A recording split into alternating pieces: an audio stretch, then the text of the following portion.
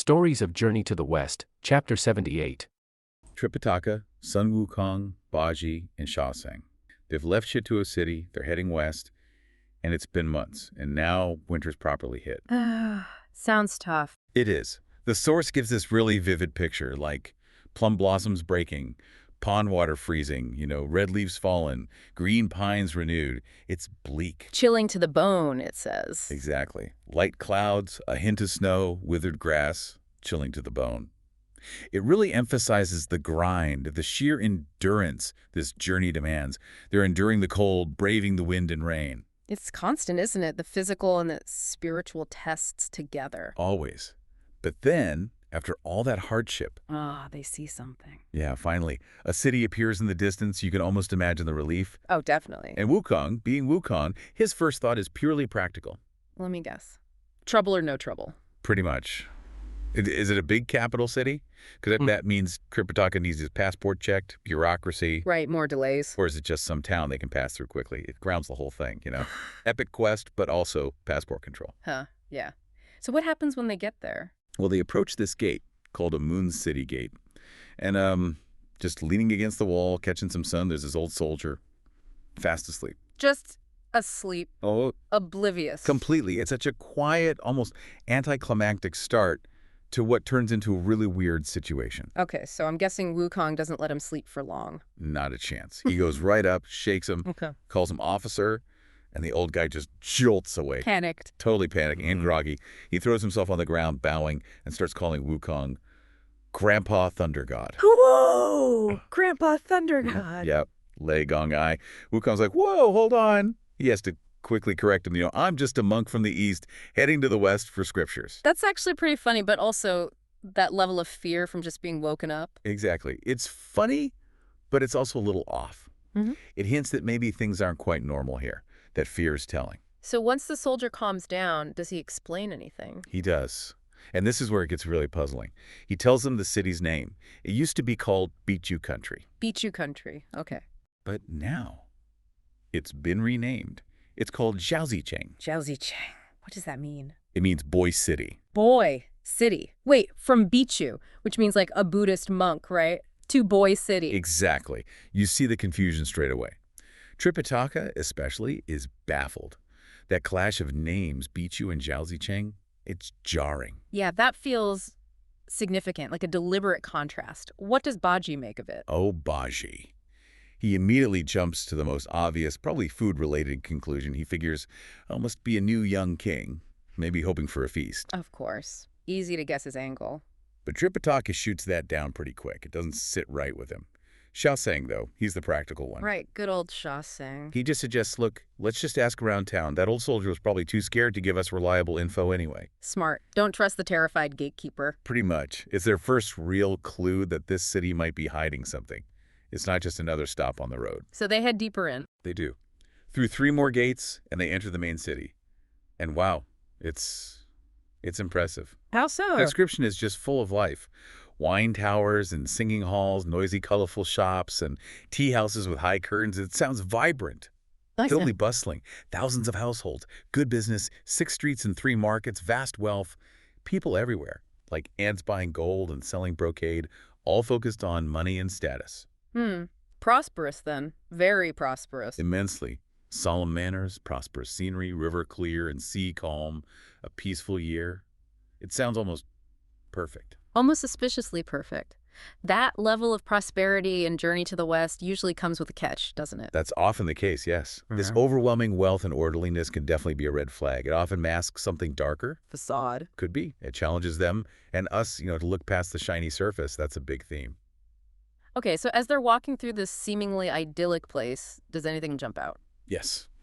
Tripitaka, who's always observant, notices something really odd, a detail that just doesn't fit. What is it?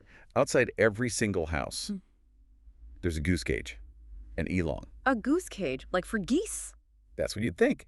And they're not just plain cages. Each one is covered with colorful silk. Fancy goose cages, basically. Okay, that is weird. At every house. Every single one. Baji naturally has a theory. Let me guess. Food again. Close. He jokes it must be for weddings or big parties. Maybe some local custom involving festive geese. Still thinking about feasts. But Wukong, Wukong's not buying it. His instincts are screaming that something's wrong. He immediately dismisses Baji's idea. He senses something deeper, something off. so he wants to investigate. Right away. But Tripitaka gets worried. Wukong's normal appearance can be a bit intimidating. Yeah, it might scare people off if he starts poking around their goose cages. Exactly. So Tripitaka tries to stop him. But Wukong, he's the great sage equal to heaven for a reason. He's got a trick up his sleeve. Always. He just does his transformation thing. Shrinks down, turns into a tiny bee, buzzes off to investigate without anyone noticing. Ugh, classic Wukong. Smart move. So the bee flies into the cages. Flies into several of them, yes. 8 or 9 houses, the text says, just to be sure. What's inside the fancy goose cages? Well, it's not geese. Okay, I have a bad feeling about this. Yeah. Inside each cage is a small child, a little boy. What? Children? In cages? Yes. Little boys, aged about 5 to 7 years old. He sees them in different states. Some are playing inside the cage, some are crying, some eating fruit, some are asleep. Oh my god, that's horrifying. In every cage he checked. Every single one. The pattern is consistent. These aren't goose cages, they're child cages. Wow. Okay. That beautiful, prosperous city suddenly looks very, very different. Completely different. It casts this incredibly dark shadow over everything they just saw. That whole picture of wealth and peace Is built on this. How does Tripitaka react when Wukong reports back? He's deeply disturbed, as you can imagine. The contrast is just sickening. This prosperous facade hiding something so grotesque. It's a powerful, awful image. It really is. It feels like a commentary, doesn't it? About how societies can normalize awful things. Absolutely. It's a stark critique of how material wealth, that vast wealth the text described, can exist alongside or even depend on profound moral corruption. The prosperity itself becomes suspect. The city's peace is bought at a terrible price. Precisely. It's not just one monster they have to fight. It's something rotten within the society itself. So what do? They know this horrible secret now. Well, amidst all this, they still have practical needs. They need somewhere to stay. Food for the horse. Right, the journey has to continue. And just then, fortunately, they spot a place called the Golden Pavilion Post House, an official lodging place. Okay, a bit of luck there. Yeah. Tripitaka decides that's the plan. Head there, ask some questions about the area discreetly, feed the horse, get rooms for the night. Sensible. How are they received at the post house? More strangeness. Actually, no. They're met with really gracious hospitality. The postmaster, the innkeeper, they are very welcome. Really, despite everything. Yep.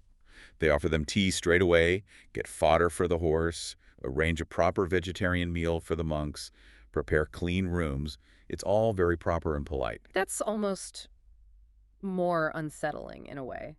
The normality of it. It is another layer of that deceptive charm, isn't it? This surface-level kindness and order coexisting with the caged children outside. So this politeness, this normal interaction, Yeah. does it lead anywhere? Do they find out more? Well, it sets up the next step. The innkeeper tells them something important regarding their travel papers. Ah, the passport again? Right. He says they can't get the passport verified by the king immediately. They'll have to wait for the official court session. When? Tomorrow morning's court. Ah, okay. So a delay. Exactly. A forced pause. Yeah. They have to spend the night in this city, knowing what they know before they can confront the king. After a meal, Sanzang, who's always so observant, right? Always. He sees something that just stops him in his tracks. Small children, not playing, but held captive, inside what looked like goose cages.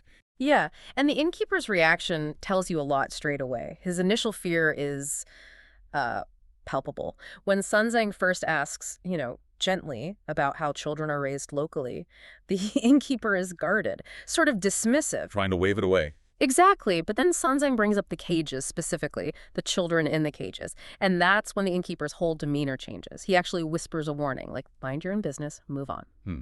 That fear, that immediate warning, Mm-hmm. it screams hidden danger, doesn't it? Totally. But Sanzang, well, he's Sanzang. He can't just ignore injustice.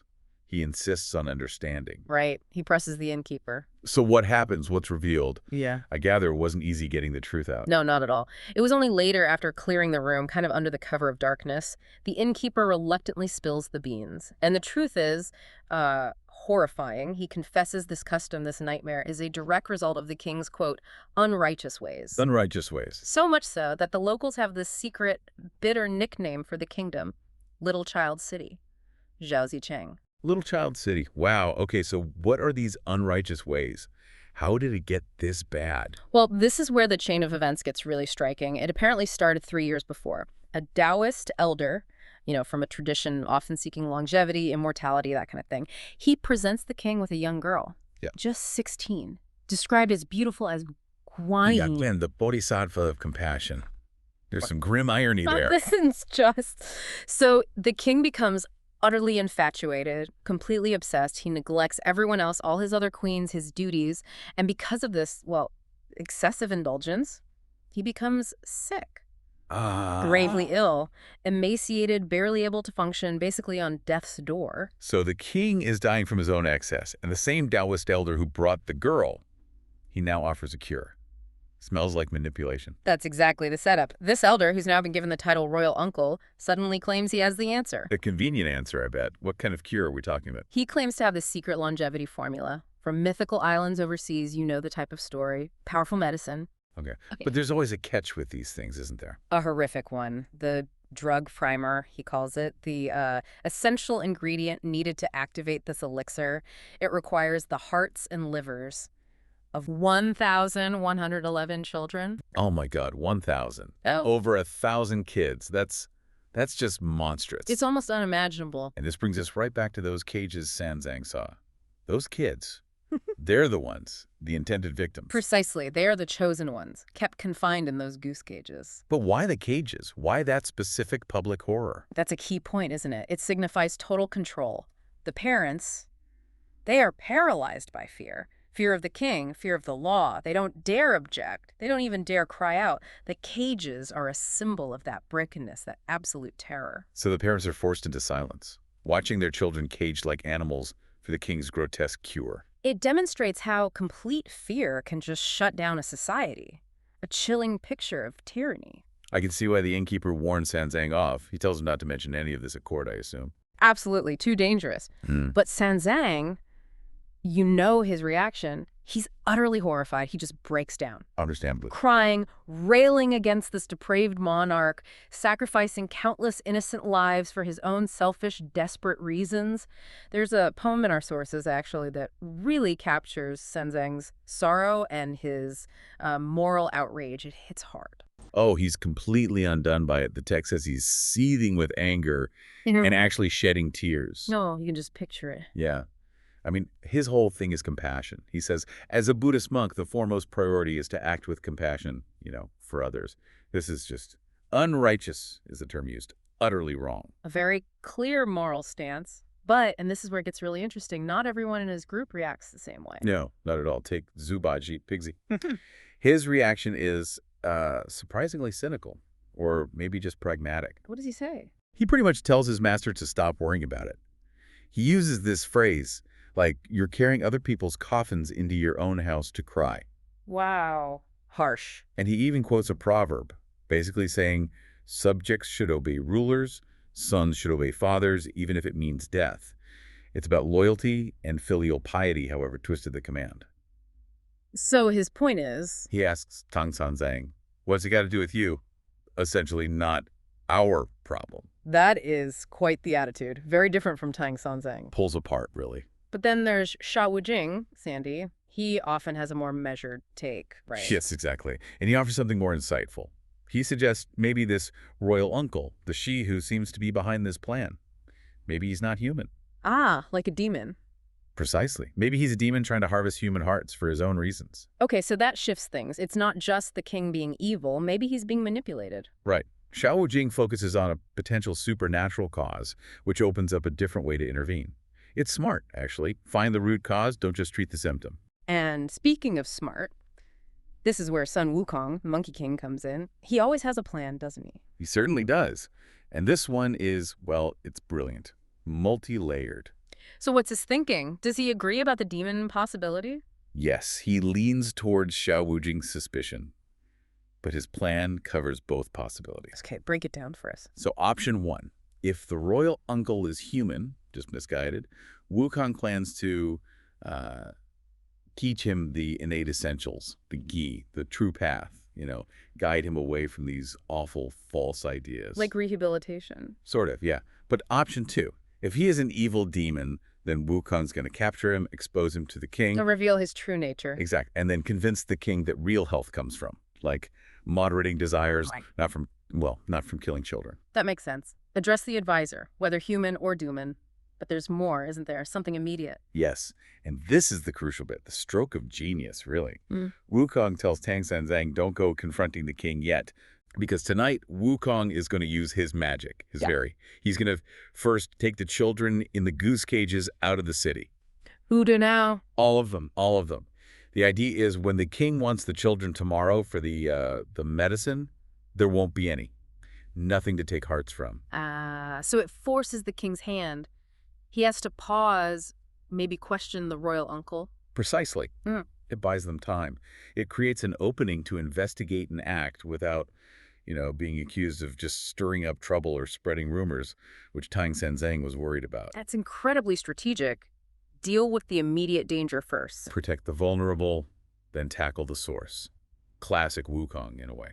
So the plan is set. What happens next? Wukong goes off on his own? Not quite. He tells Baiji and Sha Wujing to stay with the master, Tang Sanzang, and he gives them something specific to do. Which is? Chant Namo Medicine Buddha for saving lives. Yeah.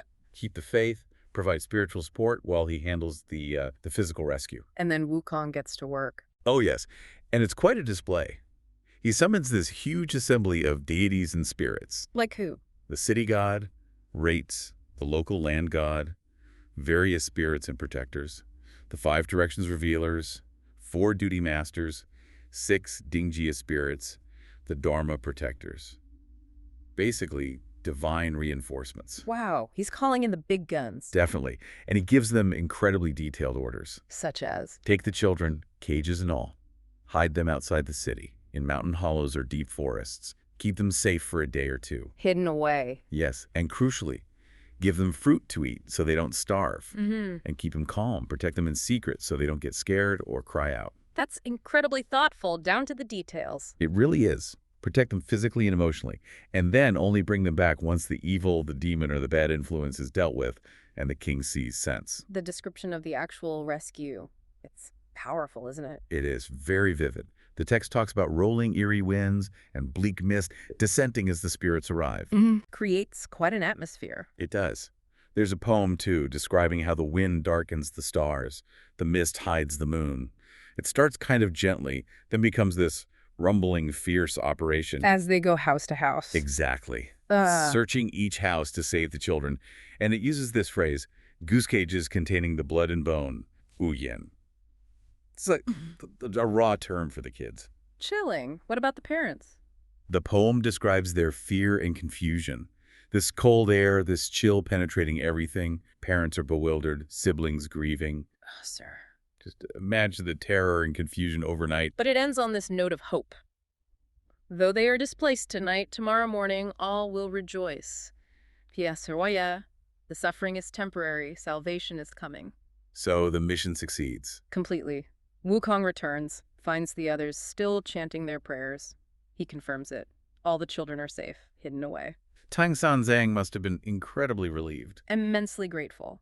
And finally, after all that, they can rest. What a story. It's not just a rescue, is it? There's so much packed in there. Absolutely. You've got the ethics, the different ways of responding to injustice, the pragmatic solutions, and underlying it all, this deep, deep compassion. There's another poem at the end, right? Summarizing things. Yes, it talks about Buddhist compassion being ancient and abundant, how righteous deeds lead to success, the importance of virtue and following the precepts. And it specifically praises Wukong's action, calling it hidden virtue surpassing paramita. What does that mean exactly? Well, paramita refers to these transcendent virtues or perfections in Buddhism, like generosity, morality, patience, wisdom, things that lead towards enlightenment. So calling Wukong's act hidden virtue suggests it's this powerful good deed done quietly behind the scenes. Not for show, not for glory. Exactly. It wasn't a big public battle against a monster, though Wukong does plenty of that. This was a quiet, strategic act purely to protect the innocent. That itself is a profound kind of virtue, maybe even more profound in some ways. It really highlights that leadership or just effective action isn't always about being the loudest or the strongest in the room. Right.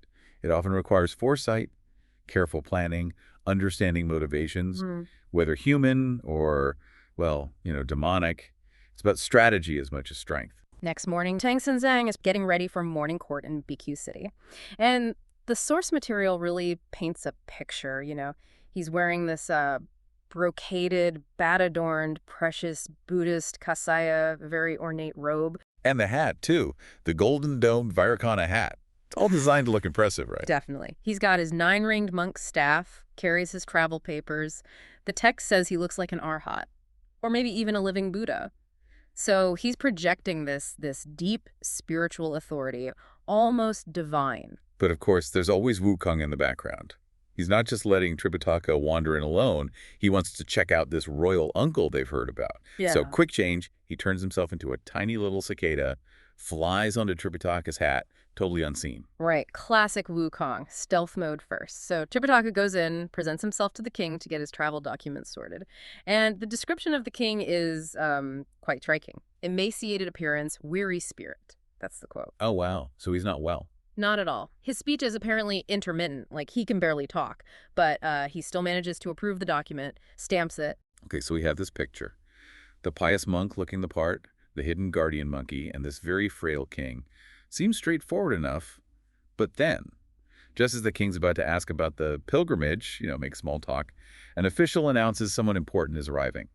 The royal uncle. And this entrance just screams influence. The king, even though he's weak, struggles to get up, and he bows deeply to welcome this guy.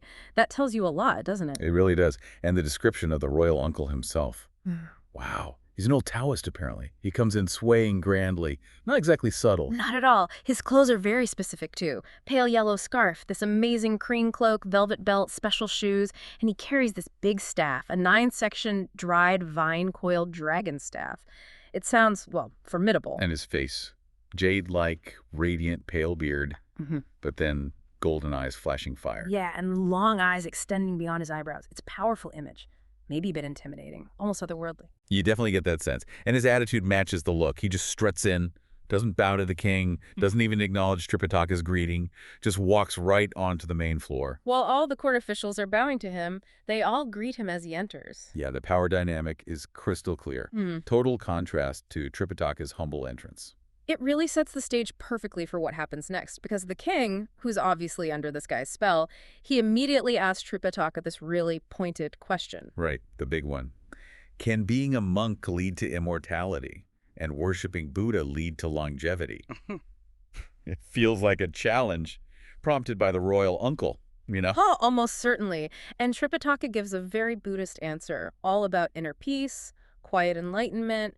He talks about letting go of myriad attachments, how all dharmas are empty. So it's about the mind. When Yeah. the mind is pure, it shines with solitary clarity, that kind of thing. Exactly. Mind pure, mind present, everything becomes clear. He mentions meditation, doing good deeds, giving grace. That's the foundation. And he directly pushes back against, external fixes. He calls cultivating yin to nourish yang, probably meaning alchemy or certain Taoist energy practices, a fallacy. Okay. And taking elixirs for long life.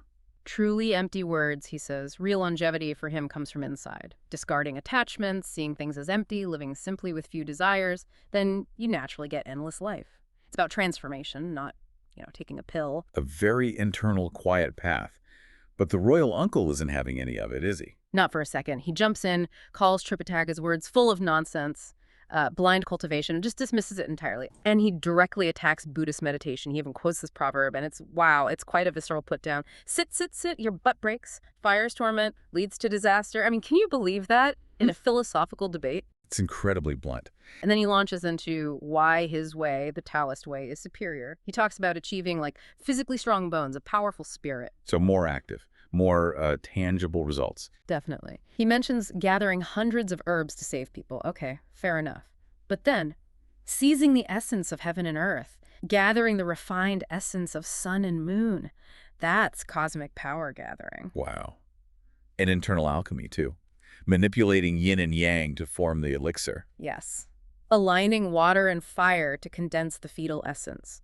This is about literally creating an immortal energy or body inside you. And he boasts about, ascending to the heavens, riding phoenixes, riding cranes to the jade capital, the immortal realms. It's very grand, very visual. It's a much flashier promise than Tripitaka's quiet way. Totally. And he finishes with this absolute mic drop. Among the three teachings, none is superior. Since ancient times, only Taoism has been honored as supreme. It's bold, it's confident, and it offers this fantastical result. You can see why a frail king might find that appealing. Oh, yeah. And the court's reaction, it tells you everything. The king, all the officials, they're totally delighted. They're like echoing him. What a splendid, only Taoism is venerable. They're completely won over. It's the charisma, the promise, maybe the sheer force of personality. And poor Tripitaka is just standing there feeling, the text says, overwhelmed with shame, publicly shut down. Even though his points were profound, just quieter. But then, Wukong makes his move. Ah, yes, the secret weapon. Still in the hat, right? He flies down to Tripitaka's ear. And whispers the crucial insight.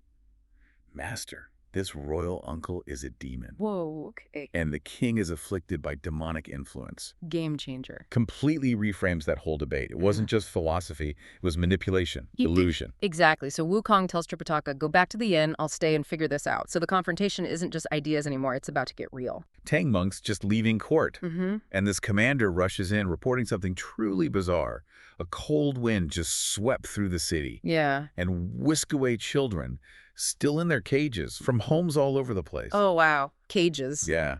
And the king, he's distraught. Yeah. He thinks it's like heaven trying to destroy him, especially since he was just about to use a child's heart and liver as a primer for his medicine, like that very day at noon. And what's really telling is the royal uncle's reaction to this news. Right, he's not upset at all. Not even a little bit. He actually laughs, says it's heaven sending eternal life. Laughs, seriously. Yep. And then he reveals his real plan, a much, much more potent medicine than the 1,111 children's hearts they originally planned for. Wait, hang on. 1,111 children? That's the number given. Chilling, isn't it? That's sacrilege. What on earth could be stronger than that? Well, according to the royal uncle, those kids' hearts, they'd only give the king about 1,000 years. Only 1,000 years, right. But his new primer, combined with his special immortal medicine that promises 10 million years. 10 million. And this ingredient is? Tang monk. Tang monk himself. Yeah. So how does he become the key? What's the logic there, even in this twisted context? Okay, so the royal uncle, he observes Tang monk, sees his pure demeanor, his clean appearance, and identifies him as a true being who is cultivated for 10 lifetimes. That's crucial. And lifetimes. Yeah. And importantly, his primal essence has never been leaked since he was a child monk. Meaning he's maintained this incredible spiritual purity unbroken. In this kind of mythology, that makes his essence, specifically his heart, incredibly powerful, like 10,000 times stronger than a child's heart, according to the uncle. So that purity, that dedication across lifetimes, ironically makes him the biggest target. Exactly. The ultimate prize for someone seeking immortality through, well, these dark shortcuts. It's a really interesting dark twist on purity. And the king. The king, described as a confused monarch, he just believes him instantly, buys the whole story. Wow. Desperation really clouds judgment, huh? He completely regrets letting Tang monk leave. Totally. But the royal uncle's like, no problem, easy fix. Oh, of course he is. He figures Tang monk will still be at the guest house, finishing his meal. Right. So the king, completely manipulated, orders all the city gates shut, sends the imperial guard to surround the Golden Pavilion guest house. The Deek, Jin Tingagoni, got it. But how does Wukong find out about all this? He wasn't there, was he? Well, the text explains that. After Tang monk leaves the court, Wukong, being Wukong, flies back invisibly. Sneaky. And hides himself behind the jade screen in the Golden Palace. So he overhears the entire conversation, the whole plan. Okay, so he knows exactly what they're planning. Every word. And the king's orders to trap Tang monk. So he doesn't waste any time. Fly straight to the guest house. Straight there, bursts in, yells, "Master, disaster, disaster." How does Tang monk take it? Oh, it's quite a reaction. He's there with Pigsy and Sandy, and they're having this nice royal vegetarian meal. Right. And Wukong crashes in. Tang monk is so terrified, the text says his 3 souls scatter, smoke rises from his 7 orifices. Whoa, that's vivid. It really is. Pure paralyzing fear. He collapses, sweating, can't even speak. Shows you, even someone that's spiritually advanced can be hit by sheer terror. And Pigsy, what does he do? Tigsy just says, in his classic way, "What disaster? What disaster? You spoke too fast and scared Master so." Yeah. Typical Pigsy. Right. But Tang Monk eventually manages to speak. Yeah, he grabs Wukong, barely able to get the words out, just, "Please, disciple, what do we do? What can we possibly do?" And Wukong has a plan. He does. But it's cryptic at first. He says, if you want it to be good, the big becomes small. The big becomes small. What does that mean? Sandy asks the same thing. Wukong explains, if you want to save your life, master becomes disciple, disciple becomes master, then you can be saved. A switcheroo. Basically, Yeah. yeah. And Tang Monk, he's so desperate, he immediately agrees. Says he'll even be Wukong's grand disciple if it saves his life. Whatever it takes. So how do they pull off this switch? Okay, this is where Wukong's, let's call it resourcefulness, comes in. He tells Pigsy, quick, mix some mud. Mud. And the text gives this very specific kind of gross detail. Pigsy can't get water from outside because, guards are probably arriving. So he lifts his clothes and, well, he uses his own urine to mix up some stinky mud. Oh, Pixie, seriously. Seriously. But hey, it highlights Pigsy being practical, if maybe a bit unrefined, and Wukong just rolls with it. Anything to get the job done. Okay, so they have this stinky mud. What next? Wukong takes a piece, shapes it into a monkey face, puts it on his own face first, sort of like a mold test. Huh. Then he takes it off and puts it onto Tang Monk's face. It's like that. Well, then comes the magic. He recites a true incantation, blows a puff of immortal breath onto it, and commands, change. And instantly, Tang Monk looks exactly like Wukong. They even swap clothes. Amazing. And Wukong? Wukong puts on Tang Monk's robes, does a similar spell, probably with some leftover mud, and transforms his own face to look exactly like Tang Monk. Wow. How good is the disguise? So good, the text specifically notes that even Pigsy and Sandy couldn't tell them apart. Flawless. Perfect timing, too, I bet. You guessed it. Just as they finish, bam. Gongs and drums start sounding outside. The guest house is completely surrounded. Imperial Forest Guard. And the text specifies 3,000 soldiers, spears, swords, the whole 9 yards. They're not messing around. 3,000 soldiers for one monk. They really believe he's the key to immortality. They totally do. Then this officer, dressed in fancy brocade, strides in. He asks for the Tang Dynasty elder from the east. The innkeeper, who's probably terrified, just points towards the room. And out walks. Out walks fake Sunzang Wukong in disguise. Calm as you please. He even bows politely, but the officer just grabs him, pretty much pulls him along saying, "Shukuk," which is basically, you're coming with me to court. I expect you're going to be used. Wow, used. That's blunt. And just like that, they lead Wukong away, thinking he's Senzang. Yep, leaving the real Senzang, disguised as Wukong, safe for now. It's a tense moment, letting Wukong walk into the lion's den like that. It really is a proper cliffhanger within the story. And the source itself kind of sums up the whole situation with this really poignant, ironic line. It says, evil slanders overcome kindness. Kindness instead invites misfortune.